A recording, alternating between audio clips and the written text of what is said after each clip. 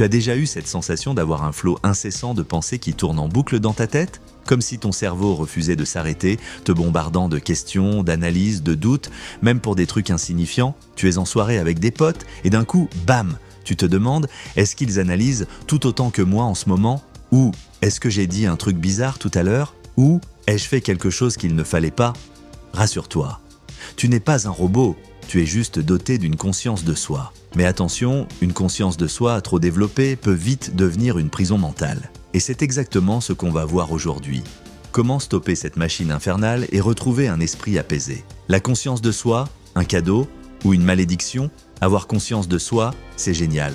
Ça nous aide à comprendre nos pensées, nos émotions, à améliorer nos relations et à prendre de meilleures décisions. Mais il y a un piège. Quand cette conscience devient trop envahissante, elle nous pousse à suranalyser tout, nos choix, nos interactions, nos moindres faits et gestes. Et là, on entre dans un cercle vicieux. Plus on réfléchit, plus on doute. Plus on doute, plus on stresse. Et plus on stresse, plus on réfléchit. Le modèle qui explique tout, la fenêtre de Johari. Tu as déjà entendu parler de la fenêtre de Johari. C'est un modèle psychologique simple mais très puissant pour comprendre comment nous percevons notre propre identité et comment les autres nous perçoivent. Elle divise notre conscience en 4 zones distinctes. La zone ouverte, ce sont les informations que nous connaissons sur nous-mêmes et que les autres connaissent aussi. C'est notre comportement visible, nos actions, ce qu'on montre volontairement. La zone aveugle, il s'agit des aspects de nous-mêmes que les autres perçoivent mais que nous ignorons. Par exemple, un tic de langage ou une habitude inconsciente que tout le monde remarque sauf nous. La zone cachée, ce sont les choses que nous savons sur nous-mêmes mais que nous préférons garder secrètes. Cela peut être des peurs, des pensées profondes ou des expériences passées que nous choisissons de ne pas partager. La zone inconnue, ce sont les parties de nous-mêmes qui restent un mystère, aussi bien pour nous que pour les autres. Elles peuvent être découvertes avec le temps, par de nouvelles expériences ou un travail introspectif.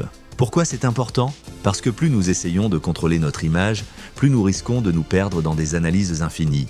On veut comprendre ce que les autres pensent de nous, on veut réduire notre zone aveugle, mais à force de trop y penser, on finit par trop réfléchir et se bloquer. Le paradoxe, quand trop réfléchir te détruit. La conscience de soi, c'est un outil puissant, mais mal utilisé, c'est comme un couteau qu'on retourne contre soi-même. C'est ce qu'on appelle l'hyperréflexion. Les études montrent que trop réfléchir peut augmenter l'anxiété et le stress, provoquer une paralysie décisionnelle, l'analyse infinie de chaque option, dégrader nos relations à force de tout surinterpréter, et même créer des troubles du sommeil. Bonne nouvelle, il existe des solutions. Comment se libérer? 4 techniques simples. 1. La diffusion cognitive. Prends du recul sur tes pensées, regarde tes pensées comme de simples mots, pas comme des vérités absolues. Exemple, je suis nul en public. Non, c'est juste une pensée, pas une réalité. 2. Trouve ton état de flow. Quand tu es absorbé dans une activité, sport, art, musique, ton cerveau n'a plus le temps de suranalyser.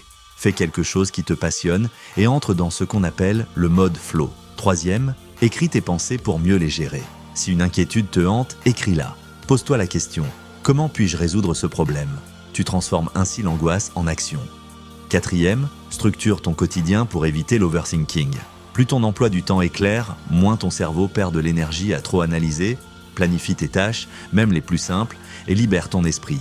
Si tu te reconnais dans cette vidéo, sache que tu n'es pas seul. On est beaucoup à se noyer dans nos pensées. Mais rappelle-toi, tu peux reprendre le contrôle. Défi du jour, applique au moins une des techniques dès aujourd'hui et dis-moi en commentaire laquelle te parle le plus. Si cette vidéo t'a aidé, like, partage et abonne-toi pour plus de contenu sur le bien-être mental.